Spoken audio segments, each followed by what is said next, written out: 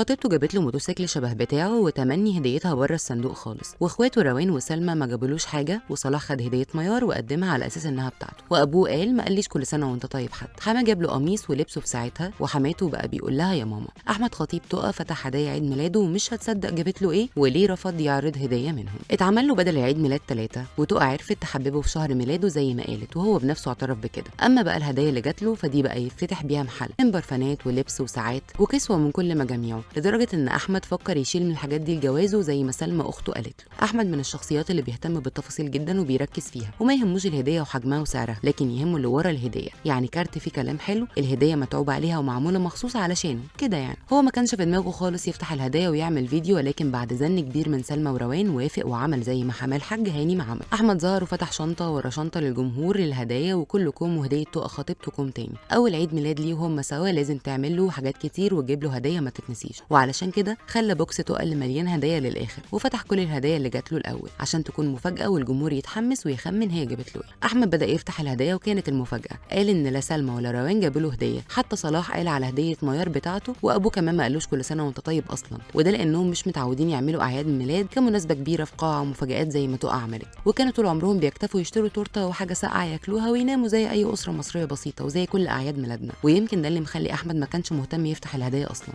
حتى حماه برضو قال ان اول مره يتعمل له عيد ميلاد بالشكل والطريقه دي ويجي له كم الهدايا دي. بس الحقيقه من كلام احمد اتضح ان سلمى وروان جابوا له جهاز من اجهزه الجواز، حاجه عمليه وتنفعه وتخفف عنه المصاريف، وامه جابت له قميص ابيض لانه بيحب اللون ده جدا، وسابت له الفاتوره لو حب يغيره، وده اللي خلاه يعرف ان الهديه دي هديه امه. اما بقى صلاح قدم هديه ميار على انها بتاعته، وكانت قميص وبنطلون لونهم ابيض برضه. مامه ميار برضه هديتها كانت تيشيرت بالوان احمد المفضله ابيض في اسود وترندي جدا الفتره دي، طبعا ده اختيار منار. طبعا تقى حبت تخلي احمد يحب الوان جديده غير الابيض والاسود، علشان كده خلت كل عيلتها يجيبوا لاحمد لبس الوان وشبه لبسها عشان يعملوا ماتشنج سوا. احمد ما بقاش يقول للومي لومه يا طنط زي الاول، ولكن بيناديها بماما لومي لومه، وخرج هديتها اللي كانت قميص لونه بيج غامق وبرده شبه حاجه عند تقى. هديه حماه كانت قميص ولبسه اول ما ادوهوله وهم خارجين سوا بعد العيد ميلاد. احمد قال لبسته عشان يبقى راضي عني. رحمه وعمرو جابوا له برفانات، وكمان اخت احمد زوج روان وجوزها، حتى تميم كمان هو وهاجر قدموا هديتهم لعمه احمد وكتبوا له كارت باسمه، وده خلى سلمى تتضايق لانها هي ما جابتش ولا حتى سند جاب له خاله حاجه، وخدتها بهزار وقالت شكلي بقى وحش هخلي سند يجيب لك حاجه. منهم برفان احمد اتهبل عليه والوحيد اللي فتحه لانه بيحبه، فسلمى شبطت فيه تاخده لعتيته. دينا بقى بنت خاله تقى جابت له ساعه، وطبعا على ذوق تقى بدل ساعته اللي اتكسرت يوم الخطوبه، فجابت له واحده قريبه يعني في الشكل منها. اما بقى عمرو وتمني اخوات تقى جابوا له تيشيرت ومايو علشان يلبسهم في المصيف اللي ما يعرفوش هيروحوا اصلا ولا لا بسبب ولاده روان وهي على وشك،